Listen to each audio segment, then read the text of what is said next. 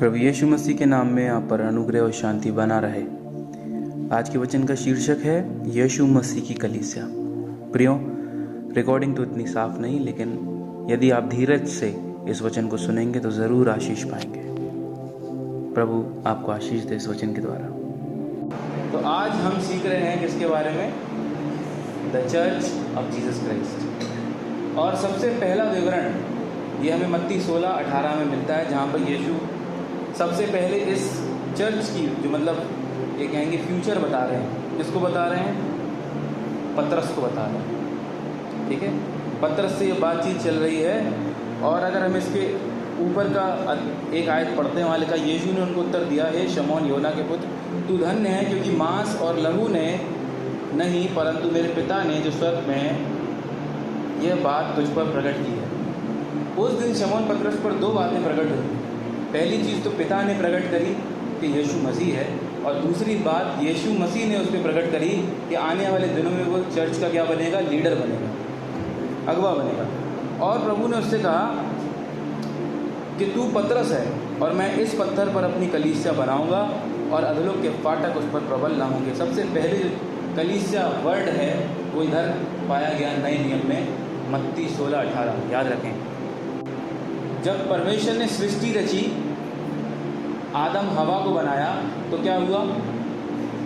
उस सृष्टि में गड़बड़ी लाने की कोशिश की शैतान ने। और क्या किया? गड़बड़ी ला ही दी। और इससे पहले कि उनकी पवित्र संतानें उत्पन्न होती, उन दोनों के भीतर पाप को ला दिया। वो परमेश्वर से अलग हो गए। उन्होंने जो अपनी संतानें प्रकट करी वो परमेश्वर से अलग होकर प्रकट करी, परमेश्वर में होकर प्रकट नहीं करी। इसलिए उनकी संतानों में भी पाप का बीज आ गया। हम सब के अंदर भी वो पाप का बीज आ गया। फिर परमेश्वर ने दूसरा प्लान बनाया और नई सृष्टि की, जैसे आज बातचीत चल रही थी, नई सृष्टि की बातचीत की। नई सृष्टि पूरी दुनिया में केवल कलीसिया और कोई नहीं। पूरी दुनिया में अगर नई सृष्टि है कोई, तो वो कलीसिया है। हालेलुया। प्रभु के लोग हैं जो पाप की बातों पर मन नहीं लगाते, जो बुरी बातों से दूर भागते हैं। जहाँ गंदी और बुरी बात होती है, प्रभु के लोग उन स्थानों को छोड़कर चले जाते हैं। सच बात, क्योंकि ज्योति और अंधकार का कोई मेल नहीं। लेकिन ये मेल की शुरुआत यीशु ने आकर करी। यीशु मसीह आए, यीशु मसीह ने कहा, देखो पतरस, ये प्लानिंग है, फ्यूचर में तुम्हें दिखा रहा हूँ, चर्च बिगिन होने जा रहा है, नई सृष्टि बनने जा रही है। ठीक है, और उसके बाद और भी चीज़ें इसी अध्याय में यीशु मसीह ने प्रकट करी कि इस नई सृष्टि को बनाने के लिए मुझे अपनी जान देनी होगी। और पतरस इस चीज़ को समझ नहीं पाए। दो चीज़ें प्रभु की ने उस दिन प्रकट करी। कई बार परमेश्वर हम पे भी कई चीज़ें प्रकट करता है और हम समझ नहीं पाते। सेंट पीटर नहीं समझ पाए।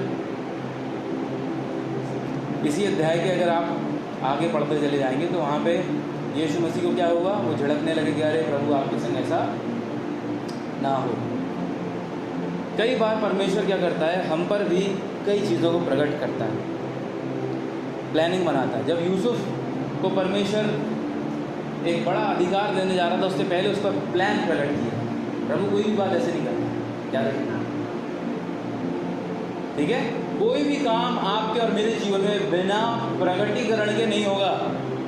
प्रभु आपको भविष्य दिखाएगा, स्वप्न दर्शन में आपसे बात करेगा, अपने भविष्यवक्ताओं को लाएगा आपके जीवन में, वो आकर भविष्यवाणी करेंगे, तुम्हारे जीवन में ये होने जा रहा है। ठीक है, ये बाइबल का तरीका और हमारे परमेश्वर का तरीका है। यूसुफ को जब प्रधानमंत्री बनाना था, उससे पहले उसको विजन आया, ड्रीम आया। उसने अपना ड्रीम खोला, शैतान उसके पीछे पड़ गया और उसके विजन को ख़त्म करना चाह रहा था। अब्राहम से परमेश्वर ने क्या कहा?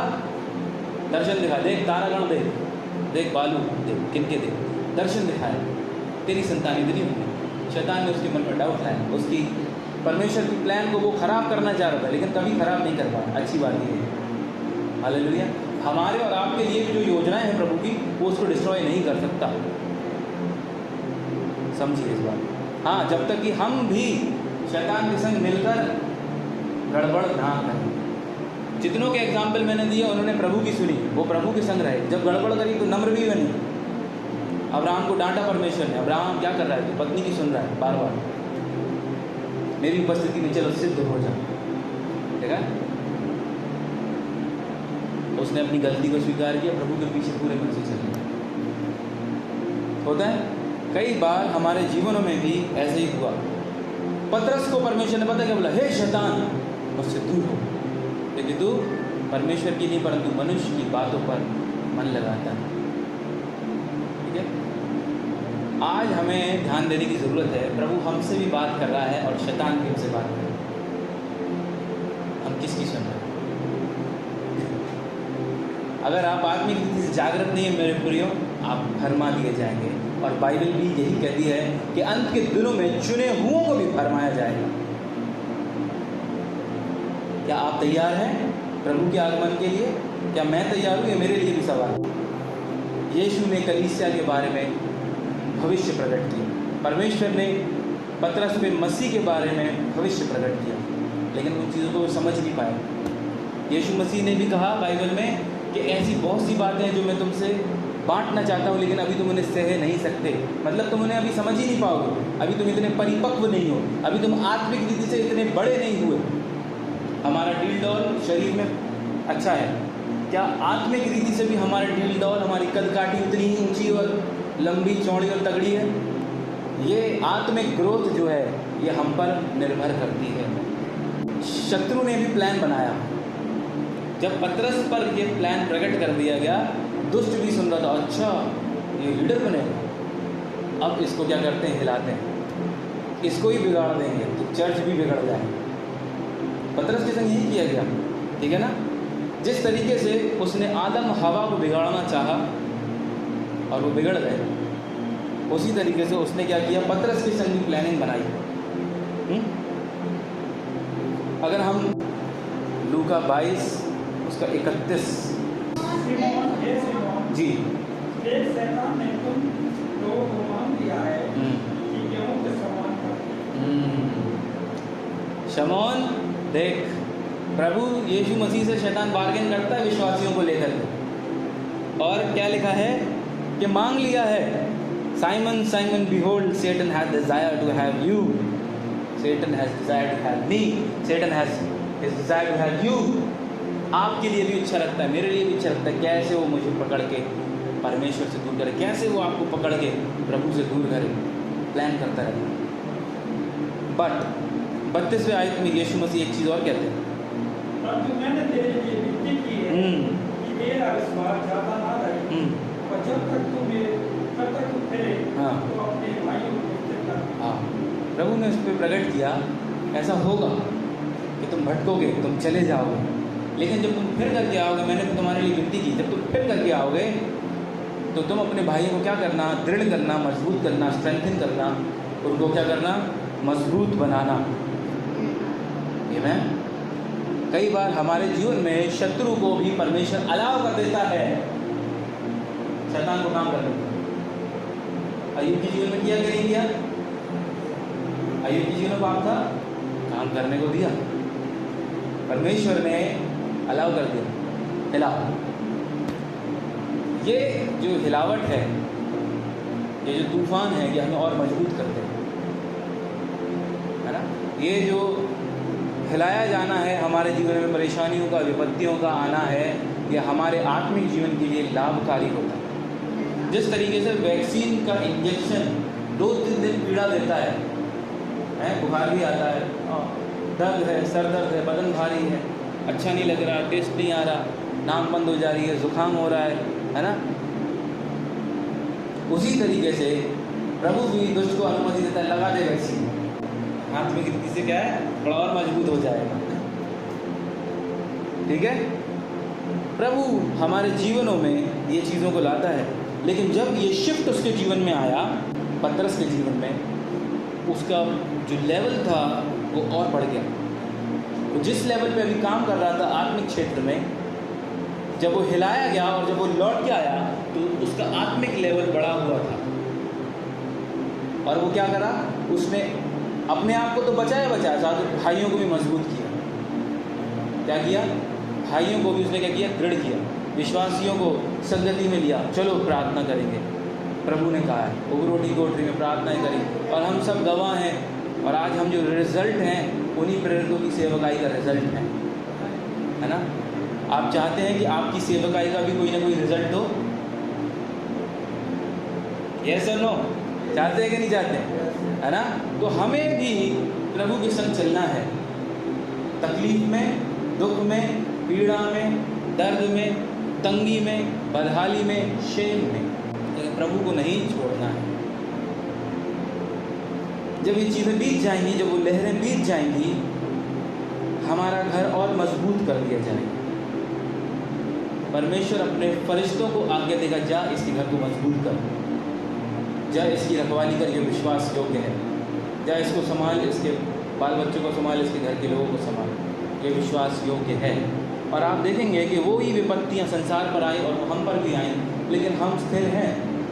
देखिए, प्रभु आपके शरीर और मेरे शरीर से ज़्यादा आपकी और मेरी आत्मा की चिंता करता है। घुमाइए दिमाग को फिर से वापस और आत्मिक बातों के बारे में सोचना शुरू कीजिए। शरीर से बढ़ के परमेश्वर हमारे आंतरिक व्यक्ति के बारे में चिंता करता है कि वो अंदर का जो इंसान है, राहुल, वो कैसा है, क्या वो बिगड़ गया है, क्या वो गंदा है, क्या वो मटमैला है, क्या वो गंदगी से भरा हुआ है, कैसा है।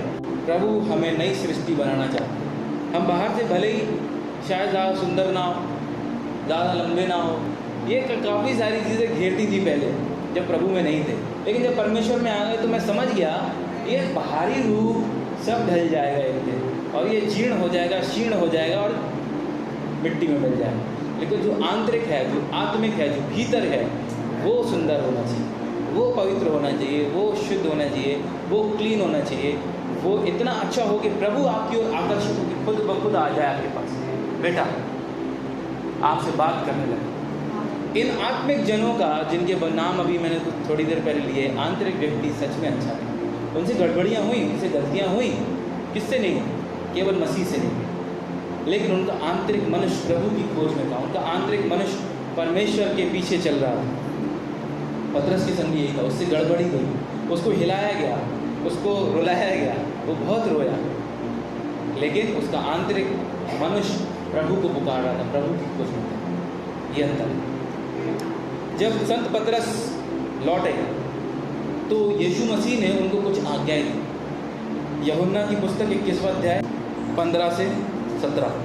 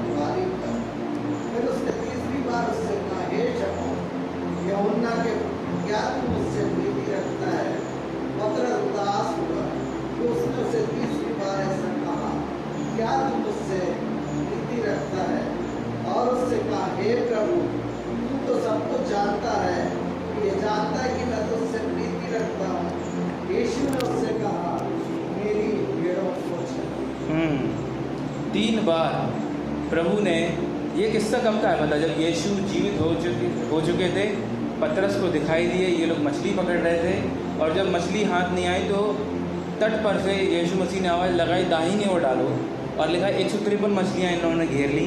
जब पतरस ने देखा कि जाल फट रहे हैं, तो पतरस ने मुड़कर तुरंत देखा और वो समझ गया कि ये प्रभु है, और वो तुरंत क्या है लिखा है कि वो वैसा ही कूद गया पानी में और तैरता हुआ प्रभु के पास पहुंचा। और बाइबल बताती वहाँ पर यीशु ने कुछ मछलियाँ उनके लिए तैयार रखी थी और वो उनसे बातें करने लगे।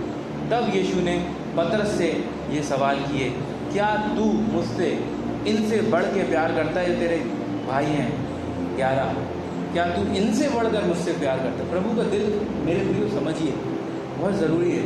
हमारा प्रभु भी आपके और मेरी तरह भावनाओं को रखता है, इमोशंस रखता है, और उसका दिल भी दुखी होता है जब हम उस पर ध्यान नहीं देते।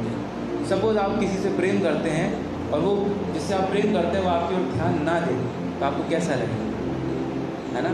ऐसा ही परमेश्वर हमसे प्रेम रखता है, और जब हम उसको निगलेक्ट करते हैं, अपने दिन भर के कामों में व्यस्त होके, तमाम चीज़ों में फंस के, अरे प्रभु आज छोटी सी प्रार्थना करते हैं, उसका दिल भी दुखी होता है। कई बार प्रभु ने शायद हो सकता हमसे यही सवाल किया, राहुल क्या तू मुझसे इनसे अधिक प्यार करता है ना? और यदि तू प्रेम करता है तो उसने कहा हाँ प्रभु तू जानता है मैं करता हूँ। तो क्या करने को बोला? फीड माई लैम्स, मेरे मेमने को क्या कर, चरा, वो खाना दे। फिर पूछा if you love me then feed my sheeps, मेरी भेड़ों को भी खिला। तीसरी बार फिर पूछ लिया और अब वो शर्मिंदा हुआ। लिखा प्रभु तू जानता है मैं प्रेम से वो प्रीति पे आ गया।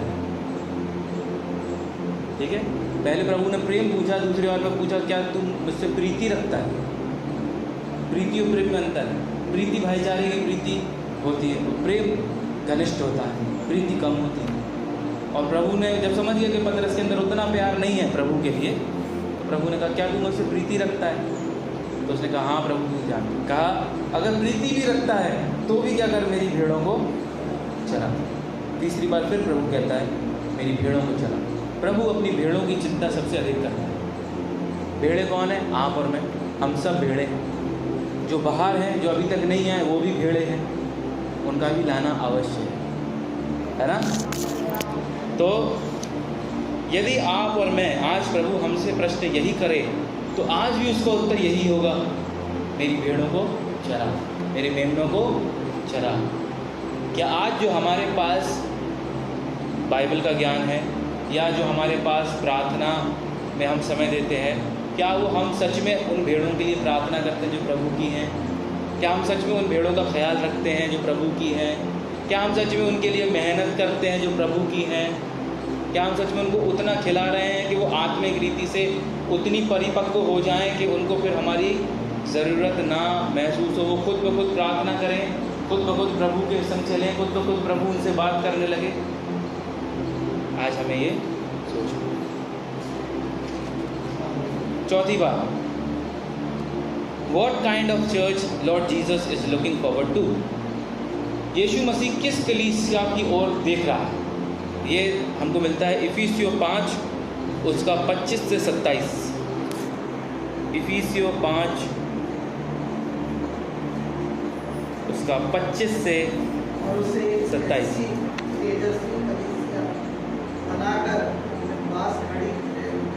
जिसमें ना कलंक ना धूलि ना कोई और ऐसी वस्तु हो।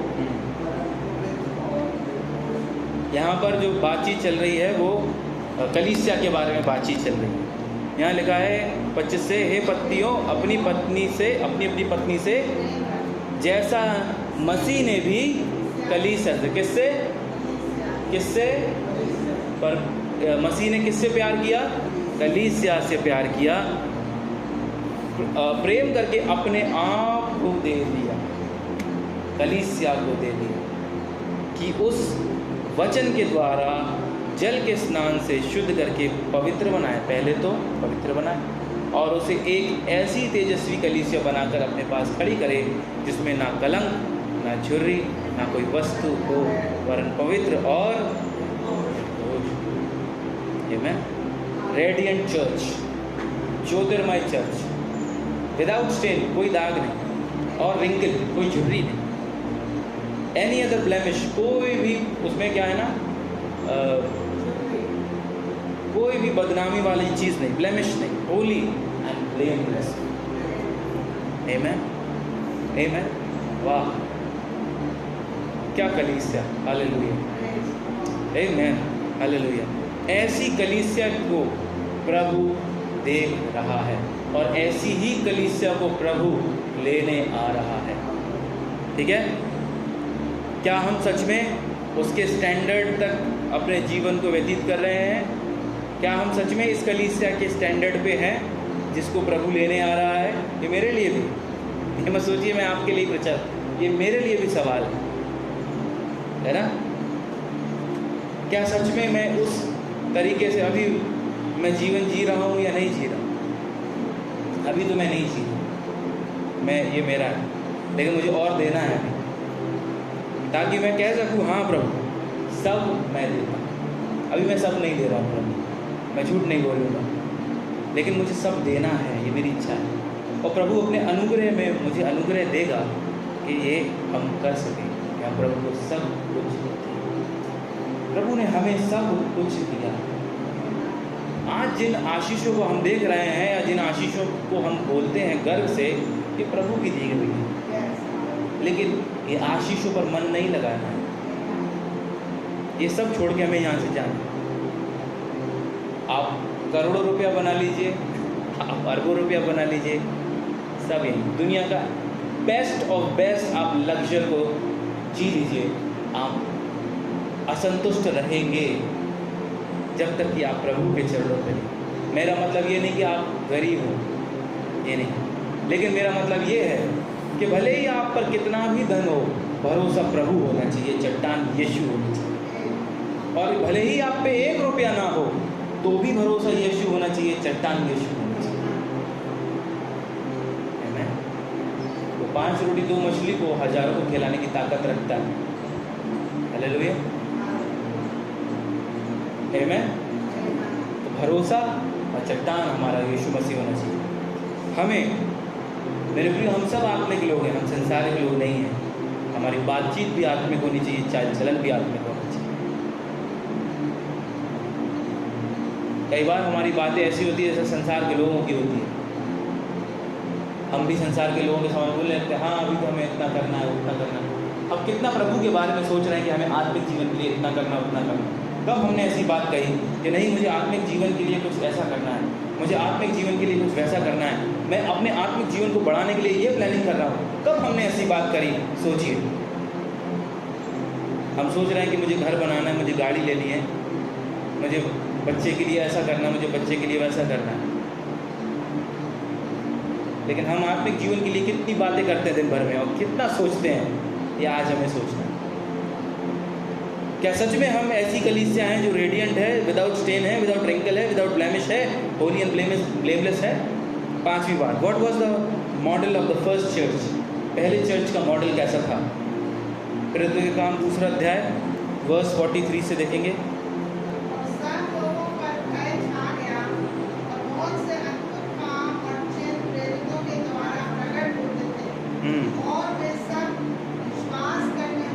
इकट्ठे रहते थे, और उनकी सब वस्तुएं साझे की थी, और वे अपनी अपनी संपत्ति और सामान बेच कर जैसी जिसकी आवश्यकता होती बांट दिया करते थे। और वे प्रतिदिन एक मन होकर मंदिर में इकट्ठे होते थे और घर रोटी तोड़ते हुए आनंद और मन की सिधाई से भोजन किया करते थे और परमेश्वर स्तुति करते थे। वाह। और सब लोग उनसे प्रसन्न थे, और जो उधार पाते थे उनको प्रभु प्रतिदिन उनमें मिला देता। आमीन, हालेलुया। बहुत सारी चीज़ें थी, सब उनकी एक चीज़ कॉमन थी, सारी चीज़ें उनकी कॉमन थी। वो अपनी चीज़ों को बेचते थे और जिसको जैसी आवश्यकता होती थी, ले जा भाई, ले जा बहन, दे दिया करते थे। डेली डिवोशन टुगेदर करते थे, एक मन थे, परमेश्वर की स्तुति करते थे। मनुष्यों का भी फेवर था, हालेलुया। और परमेश्वर डेली उनमें लोगों को मिलाता जाता था जो बचाए जाते थे। क्या आज हम ऐसी कलीसियाओं को देख रहे हैं? प्रश्न नहीं है, बाइबल में दिया, मैं नहीं बोलूँ, बाइबल है, बाइबल में दिया है, यह परमेश्वर का वचन में दिया गया। ऐसी कलीसिया बाइबल में दी गई। क्या आज हम ऐसी कलीसियाओं को देख रहे हैं? क्यों नहीं देख रहे? हम प्रभु के लोग हैं, आमीन। हमें परमेश्वर ने ऐसी ही कलीसिया होने के लिए बुलाया है। हम डिनाई नहीं कर सकते, प्रभु ने हमको ऐसी ही कलीसिया होने की। परमेश्वर अपनी कलीसिया को इसी रूप में देखना पसंद कर रहा था, और ये था भी, बढ़ता जा रहा था कलीसिया चीज। लेकिन इस कलीसिया में भी क्या हुआ पता? गड़बड़िया। 6 अध्याय 1 से 3 पढ़ेंगे। उन दिनों में जब चेले बहुत होते जाते थे, तो यूनानी भाषा बोलने वाले इब्रानियों पर फुसलाने लगे कि प्रतिदिन की सेवकाई में हमारी विधवाओं की स्तुति नहीं की जाती। जब उन 12 में चेलों की मंडली को अपने पास बुलाकर कहा, ये ठीक नहीं कि हम परमेश्वर का वचन छोड़कर खिलाने पिलाने की सेवा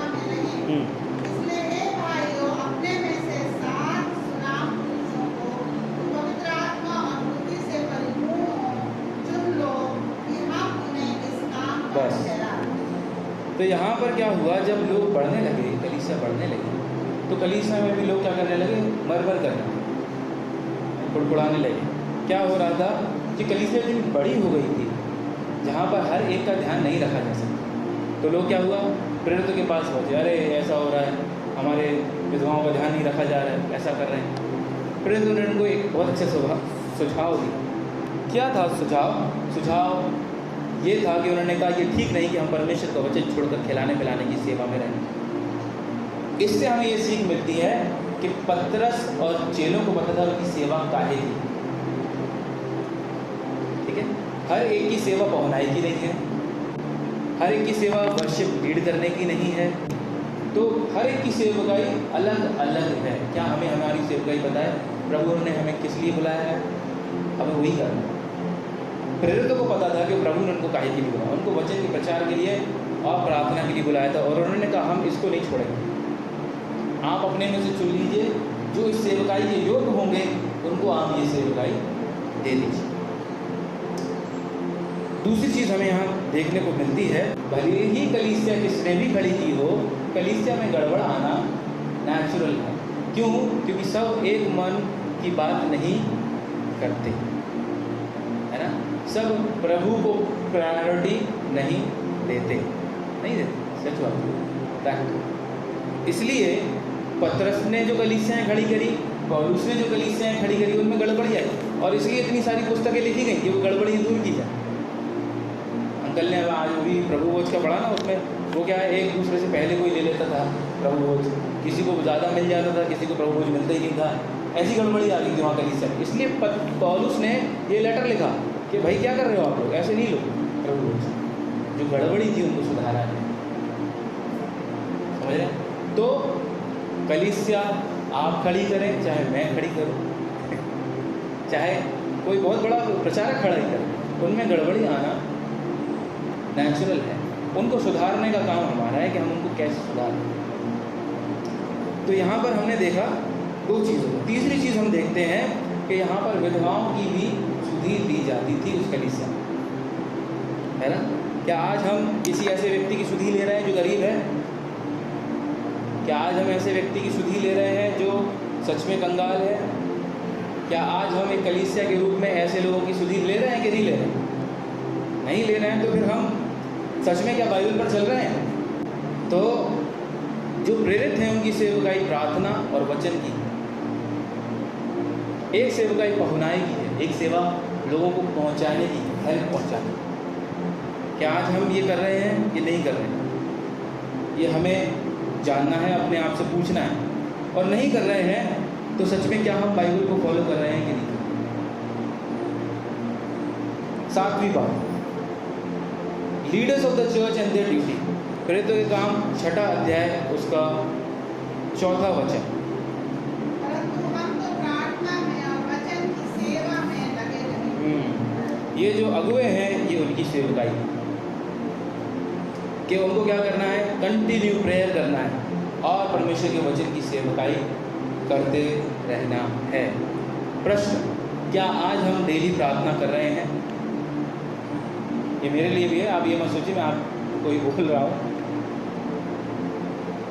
क्या आज हम डेली प्रार्थना कर रहे हैं, परमेश्वर के वचन को उन लोगों तक पहुँचा रहे हैं जिन तक नहीं पहुँचा? उनको कौन बचाएगा? आप और मैं नहीं जाएंगे तो कौन उनको वचन देगा? स्वर्गदूत नहीं आएंगे, आपको और मेरे को ही जाना पड़ेगा। और प्रभु भी हमसे इस बात का लेखा लेगा कि जो तोड़ा मैंने तुझे दिया उसका क्या किया, है ना। पतरस भी कंफ्यूज थे एक टाइम पर, और वो सोच रहे थे केवल यहूदियों में ही प्रचार करना है। इसी प्रकार के काम में अगर आप 10वें अध्याय में चले जाएंगे, वहाँ पर कुरनेलियुस के घर भेजा यीशु मसीह ने पतरस को। कुरनेलियुस एक अन्य जाति था, मूर्ति पूजक था, उसके घर भेजा। पतरस कहने लगा, भाइयों मैं पवित्र आत्मा को कैसे रोक सकता हूँ? क्या कोई पानी को रोक सकता है? जिस रीति से पवित्र आत्मा तुम पर उतरा था और हम पर उतरा था, उसी रीति से कुरनेलियुस के परिवार पे उतर गया। वहाँ पे समझ में आया कि प्रभु ने उद्धार सबके लिए कर रखा है। प्रभु अपनी कलीसिया को ऐसे ही छांटता, काटता, सिखाता, पढ़ाता चला जा रहा था, चला जा रहा है, और आगे भी हमको ऐसे ही सिखाएगा हम सब भी गलतियां कर करके ही सीखेंगे, और प्रभु हमें गाइड करता जाएगा, ऐसे करना है, वैसे करना है। तो क्या आज हम डेली प्रार्थना कर रहे हैं, डेली इवेंजलिज्म कर रहे हैं? अगर नहीं कर रहे हैं तो क्या हम बाइबल पर चल रहे हैं? 8वीं और अंतिम बात, रिजॉइसिंग इन सफरिंग। दुखों में भी आनंदित रहने का गुण केवल मसीहों में है, दुनिया के किसी व्यक्ति में नहीं मिलेगा।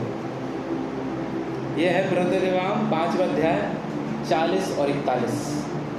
जब उन्होंने उसकी बात मान ली और प्रेरितों को बुलाकर पिटवाया और यह आज्ञा देकर छोड़ दिया कि यीशु के नाम से फिर बातें ना करना, वे इस बात से आनंदित होकर महासभा के सामने से चले गए कि हम उसके नाम के लिए निरादर होने के योग्य हो गए। उनको पिटवाया गया, भाई तैयार है? क्या पिटने के लिए तैयार है? नहीं है। तो हमें जांचना है कि कहीं भाई हमारा प्रेम पक्का है कि नहीं है, कि बस हम संडे टू संडे चर्च आते हैं वही बहुत है कि नहीं? और गीत है ना, औरों को बचाना होगा, ऐसे कुछ गीत है, खुद तो बचे हैं औरों को बचाना। हाँ वही, औरों को बचाना होगा। आज प्रभु अपनी कलीसिया से अंत के दिनों में, इन समयों में ये बातें कर रहा है। आज लोग बहुत दुखी हैं, आज लोग बहुत परेशान हैं, लोग बहुत समस्याओं में हैं, बहुत दिक्कतों में हैं, और उनकी समस्याओं का आंसर केवल कलीसिया है। चर्च उनकी समस्याओं का क्या है? उत्तर है। अंधकार में आज जो लोग हैं उनकी अंधकार का उत्तर कलीसिया है। आज प्रभु ने हमें ज्योति ठहराया, हमें नमक ठहराया, दूसरे को नहीं ठहराया। हमें उनके बीच में नमक का, ज्योति का काम करना है। जब प्रभु हमारे लिए इतना कर रहा है, हमें प्रभु के लिए नहीं करना है कि बस लेते जाना है, डाउनलोड करते रहो, अपलोड कुछ नहीं करो ऊपर है। भाई वहाँ पे भी घर बनाओ अच्छा, यहाँ तो बन गया, वहाँ पे बनाना है कि नहीं बनाना है? वहाँ पर अंकल बताते हैं स्टार्स बढ़ जाएंगे, क्या हमें वहाँ नहीं बढ़ाना? यहाँ तो बहुत सब थोड़े समय के लिए 70-80 इतना ही, भैया 90 हो जाएगा। उसके बाद अनंत काल वहीं अपन को जाना है, तो वहाँ की तैयारी ज़्यादा होनी चाहिए कि यहाँ की। प्रभु हमें सब बातें सिखा चुके हैं, हमें सब चीज़ें बता चुके हैं, कलीसिया को हर एक चीज़ें ओपन कर दी हैं। आज आपको मुझे इतनी ग्रेस है कि हम प्रभु से बात कर सकते हैं, इतनी ग्रेस है, हमें प्रभु भविष्य बता देता है, आने वाली चीज़ें दिखा देता है, स्वप्न दर्शन में बात करता है। और वो भी नहीं होता तो प्रभु अपने प्रॉफिट्स भेजता है आपकी लाइफ में, मेरे लाइफ में। हम सब गवाह हैं, हम सबकी लाइफ में ऐसे टाइम रहे कि प्रभु ने अपने प्रॉफिट्स भेज करके क्या किया? हमसे बातचीत की। हालेलुया। तो आज हमें अपने आप का ही आकलन करना, हमें किसी और का नहीं, कि आज हम कलीसिया के रूप में कितने इफेक्टिव हैं, कितना काम कर रहे हैं, कितने लोगों को हम सुसमाचार दे रहे हैं। और मेरे प्रियो, ये हमें आज से ही शुरू करना हो। समय, रात बहुत बीत चुकी है, सवेरा होने पर है। प्रभु से ज़्यादा किसी से प्रेम नहीं। हमारे सामने कितने एग्जाम्पल्स रहे हैं। ग्रैहम स्टीन्स की वाइफ, सच में मैं तो सोच नहीं सकता वो कितना, उनको कितना प्यार होगा उनके दिल में प्रभु के लिए, कि जिस व्यक्ति ने उनके छोटे बच्चों को, उनके हस्बैंड को जला दिया, उन्होंने उस व्यक्ति को जाकर उससे बात करी और उससे बोला मैं तुम्हें माफ़ करता हूँ। बहुत इसके लिए मेरे प्रिय प्रभु का प्रेम चाहिए था, बहुत प्रेम चाहिए प्रभु का, बहुत ज़्यादा। आज हमें जांचना है। और देखो, मैं एक चीज़ बता दूं आपको, आप सोच रहे हो यहाँ सब अच्छा चल रहा है, कह नहीं सकते, यहाँ पे भी बुरे दिन आ सकते,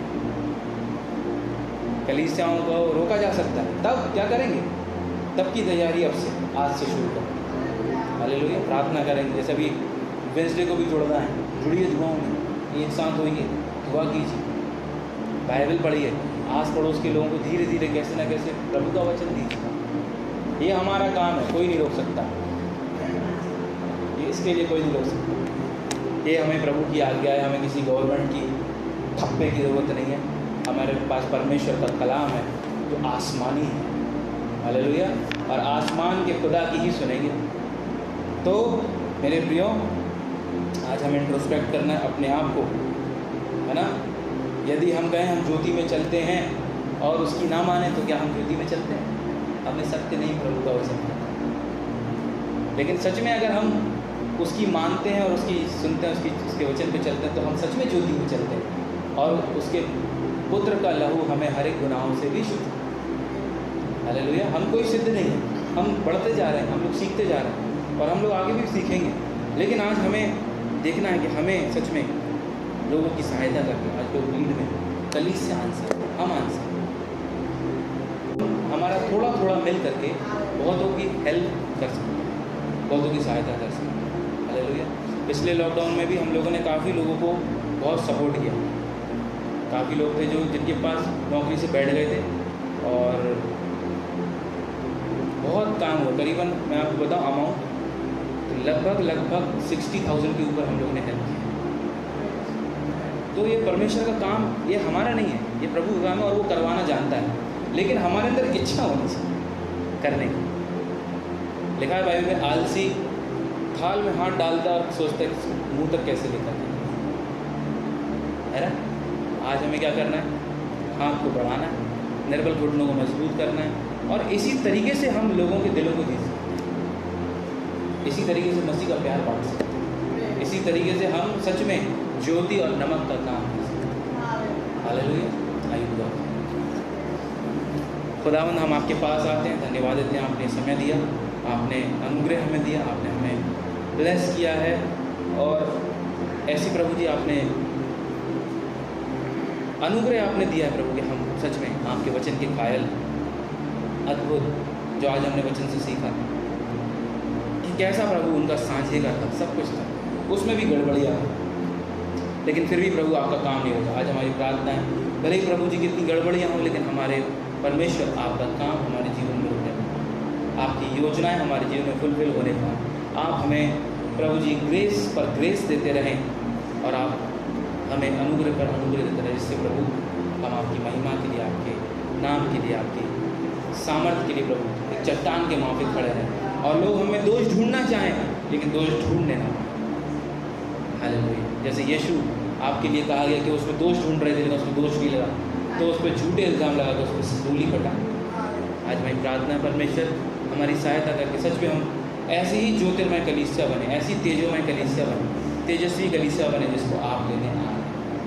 प्रभु आपका ये वचन कहता है, जो तुमने इन छोटों में से छोटों के संग किया वो तुमने मेरे संग किया। जब मैं भूखा था तुमने मुझे रोटी दी, जब मैं नंगा था तुमने मुझे कपड़े दिए, जब मैं जेल खाने में था तुमने मेरी सुधि ली, जब मैं बीमार था तुमने आकर मेरी सहायता की। ओ यीशु, और दाहिने वालों से कहेगा आओ मेरे आनंद में सम्मिलित हो, बाएं वालों से कहेगा मैं तुम्हें नहीं जानता, क्योंकि जब मैं नंगा था तुमने मुझे कपड़े नहीं दिए, मैं भूखा था तुमने मुझे खाना नहीं दिया। कहेंगे प्रभु हमने ऐसा कब किया? प्रभु कहेगा जो तुमने छोटों से छोटों के संग किया वो तुमने मेरे संग किया। प्यारे प्रभु हमारी सहायता कर, हमें आत्मिक जागृति दे, हमें आत्मिक डिसर्नमेंट दे, हमें आत्मिक फल और गिफ्ट्स दे कि हम सच में तेरे लोगों की स्तुति दे सकें, तेरे लोगों के संग हो सके, तेरे लोगों को प्रभु जी प्रेम के कौर खिला सकें। हालेलुया। पवित्र आत्मा हमारी सहायता करें, जिस रीति से प्रभु नए नियम की कलीसिया का जो मॉडल है वो हमारे जीवनों में, हमारे जीवनों के द्वारा लोगों को दिखाई दे, ऐसी हम प्रार्थना करें। आप हमारे संग पवित्र आत्मा संग हम सबके संग हो प्रभु कि आपके आगमन की तैयारी हम आज से शुरू करें और आपके नाम को पूछें। सारी महिमा सारा आदर प्रभु को देते हैं, प्रार्थना यीशु के नाम में। अब हमारे परमेश्वर पिता का प्रेम, प्रभु यीशु मसीह का अनुग्रह और पवित्र आत्मा की सहभागिता हम सबके संग